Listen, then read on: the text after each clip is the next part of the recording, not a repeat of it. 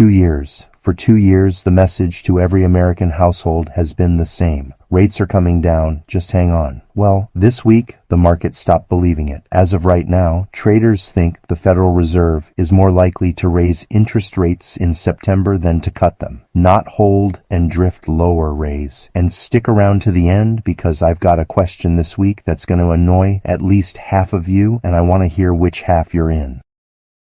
Let's start with what actually happened. On Wednesday, the Fed released the minutes from its July meeting, and they weren't subtle. The Fed held its target rate at 3.5 to 3.75%, but the vote wasn't unanimous. 3 officials voted against it. Here's the part that matters. All 3 of them wanted to hike. Not one person at that table argued for a cut. The minutes say price pressures looked, quote, broad-based, and that several participants wanted a more restrictive stance to keep from having to do something steeper and more painful later. That's central banker for we might have to hit the brakes harder if we wait.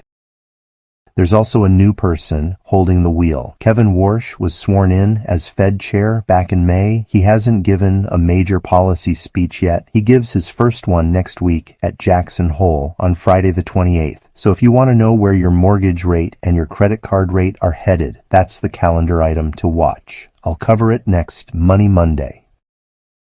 There's one more thing hanging over that building. The White House is still trying to remove Fed Governor Lisa Cook. The Supreme Court blocked it in June 5-4, saying the president can't fire a governor for any reason or no reason. This month, the administration came back with a letter giving her 3 weeks to answer fraud allegations she denies and hasn't been charged with. That clock runs out around Jackson Hole. Why care? Because a central bank markets think is under political pressure, has to prove it's serious, and it proves that by being tougher on rates than it otherwise would be. That's not a partisan point. It's just how the bond market reads it.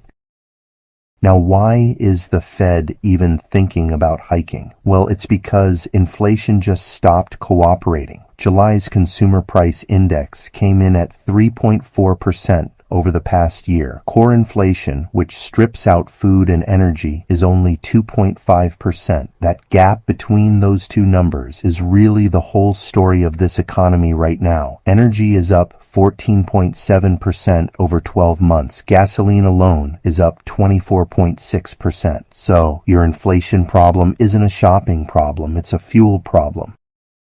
And that fuel problem has a return address. The memorandum of understanding with Iran expired on Monday the 17th with no deal, no talks scheduled, and no replacement. On Wednesday, the president announced what he called an economic D-Day against Iran. The Strait of Hormuz, which normally moves something like 15 to 17 million barrels of oil a day, is running around 5 million. War risk insurance on a supertanker is running roughly 40 times normal. Brent crude closed at $95.29 a barrel on Tuesday, up more than 40% from a year ago.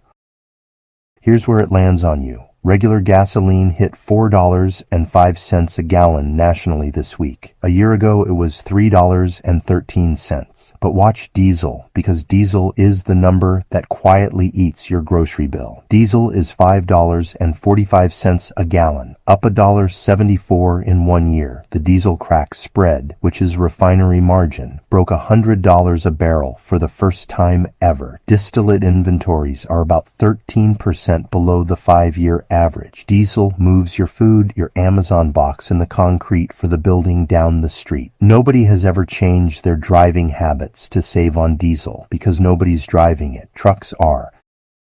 Quick reminder, that question I promised is coming near the end, and it's about the Fed. Put a dollar figure on it. The Institute on Taxation and Economic Policy estimates the war has cost the average American household roughly $589 in fuel alone since February, and projects $652 by the end of summer. Mark Zandi at Moody's puts the all-in number, including groceries, airfare, interest rates, and your share of the military spending, at about $1,000 a household, and he calls that conservative.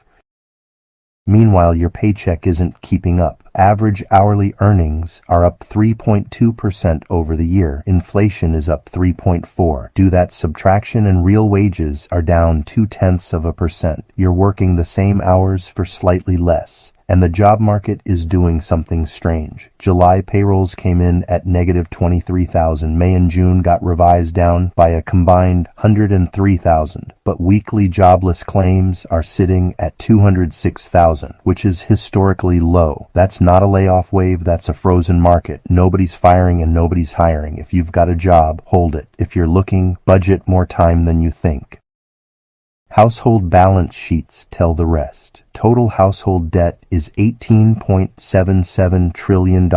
Credit card balances are $1.26 trillion. The average card rate is just under 21% and about 22% if you actually carry a balance. Serious credit card delinquencies are running near 7% annualized, and the personal saving rate is 2.7%. That's the setup nobody wants going into a possible rate hike.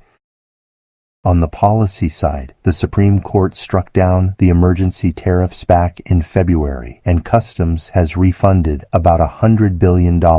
Before you get excited, that money goes to importers, not to you. There's no consumer refund. The effective tariff rate is still around 7%, and the Tax Foundation puts the cost at roughly $840 per household this year. New tariffs on drones and solar materials land this fall. The deficit's projected at $2.1 trillion, and Congress still hasn't reconciled two competing funding bills before the September 30th deadline.